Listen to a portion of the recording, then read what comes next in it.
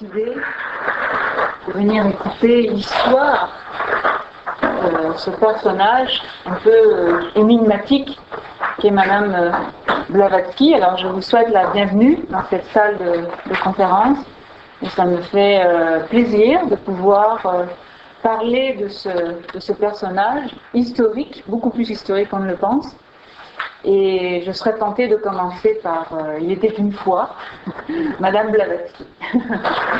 Mais en fait, quand on dit Il était une fois, ça veut dire qu'on se réfère à un temps très ancien dont on ne connaît pas les dates, mais elle, on connaît quand même beaucoup de choses, de plus en plus d'ailleurs. Donc, j'ai tellement de choses à vous dire qu'on en a à peu près pour jusqu'à minuit. Est-ce qu'on vous avait informé En tout cas, je vais essayer de synthétiser les lignes vraiment essentielles par rapport à tout ce qu'il y a à dire à Mme Blavatsky. J'aimerais vous parler un petit peu de sa vie, qui est assez extraordinaire. J'aimerais vous parler aussi un peu de son œuvre, parce que quand même c'est une œuvre gigantesque. J'aimerais vous parler aussi un peu de l'enseignement majeur qu'elle a voulu laisser. Et puis bien sûr, vous donner du temps pour les questions, les remarques. Peut-être vous avez déjà lu des ouvrages sur Madame Blavatsky. Peut-être vous avez ouvert un des livres les plus connus, La Doctrine secrète, et que vous l'avez refermé très rapidement parce que vous avez dit qu'est-ce que c'est que ça comme beaucoup l'ont fait. Et bon, on va parler de tout ça. Alors vous voyez qu'on a quand même une soirée, disons, assez intense parce qu'il y a beaucoup de choses à dire. J'espère que vous êtes en forme, hein. Vous n'avez pas trop mangé, sinon ça va être difficile. Donc, Madame Blavatsky, nous aimons beaucoup cette personne, puisqu'aujourd'hui, il y a tellement de connaissances dont on ne pourrait pas parler sans l'existence de ce personnage. Donc, il faut absolument déjà reconnaître que grâce à elle, l'Occident a accédé à énormément de possibilités et de connaissances. Et elle a inspiré, on le verra tout à l'heure brièvement, elle a inspiré et influencé beaucoup de monde, tant dans le domaine des sciences que des arts, de la littérature, des religions, des prix Nobel de la paix, enfin bon bref, toutes sortes de grands personnages dont parfois on peut ignorer ce qui les a inspirés. Eh bien on va le découvrir, que ce soit dans la bibliographie ou au travers de cette conférence. Alors, Madame Blavatsky est née au XIXe siècle, en 1831, et juste pour faire une petite parenthèse, le XIXe siècle n'est pas un siècle particulièrement spirituel, je tiens à vous le dire, mais plutôt genre industrialisé, et où finalement la notion de l'esprit ne fait vraiment pas partie des conversations, disons, courantes.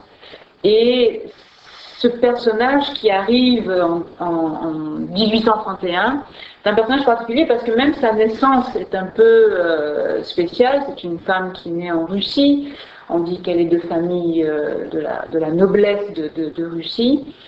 Et dès toute petite fille, d'une manière surprenante, il lui arrive un tas d'aventures et un tas d'histoires qui sont relatées. On a réussi à récupérer toutes sortes d'histoires au travers de ce personnage, grâce à la famille, grâce à sa sœur aussi. On a pu récupérer beaucoup de choses, comme par exemple, quand elle était petite, elle s'amusait dans les couloirs du palais, et quand elle rencontrait une vieille dame ou un vieux monsieur, elle disait « Oh, toi, tu vas mourir dans les 6 mois qui arrivent, etc. » Alors tout le monde pensait qu'elle était un petit peu folle, et puis malheureusement ou heureusement, je ne sais pas, ceci arrivait. Et alors du coup, chaque fois que maintenant on rencontrait la petite fille dans les couloirs, tout le monde longeait les murs ou essayait de bifurquer dans un autre endroit parce qu'il ne voulait surtout pas qu'elle annonce l'avenir. Déjà, c'est un peu curieux. Il y a les serviteurs de cette famille qui racontent qu'un jour elle fait une chute de cheval, mais au lieu de tomber directement du cheval, on dit qu'elle reste dans les airs pendant quelque temps et qu'elle se repose tout doucement sur l'herbe. Donc il y a énormément d'anecdotes comme ça durant sa petite enfance. Et plus tard, elle dira très, très brièvement qu'elle avait la capacité de lire dans la dimension astrale des individus. On pourra en reparler dans le débat si vous voulez. Et on dit aussi qu'elle était amie avec le lutin du palais. Je ne sais pas s'il y en avait juste un, mais en tout cas on dit qu'elle était amie avec un lutin, qui est une sorte de gnome. Vous voyez. Et elle va parler beaucoup aussi des esprits de la nature, des génies qui habitent la maison. Donc, même si personne ne comprenait son langage, elle disait qu'elle pouvait communiquer au moins avec le lutin, les animaux. Et ses véritables amis, c'était en fait la femme de ménage, celui qui s'occupait des chevaux. Donc, elle disait que c'était ce monde-là qu'elle aimait et que toute la famille noble ne l'intéressait pas vraiment. On dit qu'adolescente, elle avait un étrange caractère, elle ne se laissait pas faire, elle ne se trouvait pas très jolie et tout le monde se moquait d'elle. Il disait, oh, toi, tu te marieras jamais. Et à 16 ou 17 ans, je ne me souviens plus, la mouche la pique et elle dit, le premier homme qui rentre dans cette pièce, s'il me demande en mariage, je l'accepte. Évidemment, malheureusement ou heureusement pour elle, c'est un vieux monsieur d'à peu près 80 ans qui rentre dans la pièce. Et elle dit ok, je vais accepter. Mais c'était pas connaître trop Madame Blavatsky, qui à l'époque s'appelait Elena Petrovna, et ce monsieur s'appelle Monsieur Blavatsky. Et curieusement, elle va bien sûr accepter. Tout le monde la prend au mot, c'est-à-dire non, c'est pas possible, jamais elle n'acceptera. Sauf que personne ne connaissait suffisamment le caractère de cette Elena Petrovna. Et dans la soirée de son mariage, elle prend quelques vêtements, elle prend le cheval et hop, elle disparaît. C'est-à-dire que son mari ne la reverra jamais. Mais c'était très intéressant puisqu'à l'époque, pour avoir une certaine forme de liberté, il fallait être marié, curieusement.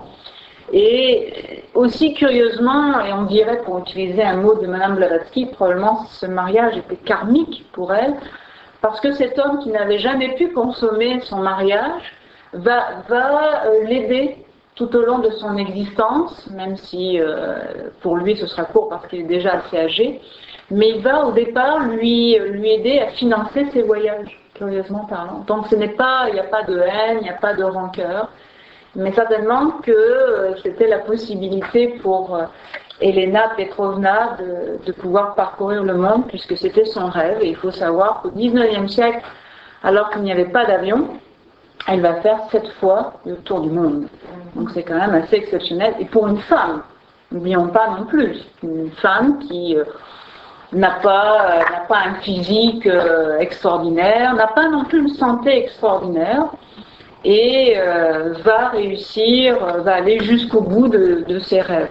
Et c'est pour cela donc qu'elle va garder le nom de ce mari dont elle connaîtra juste quelques heures, Madame Blavatsky, et parce que pour le remercier en fait de lui avoir permis d'avoir sa liberté. Vous voyez, c'est intéressant parce qu'il y a un certain respect de tout ce qu'on a pu lui permettre.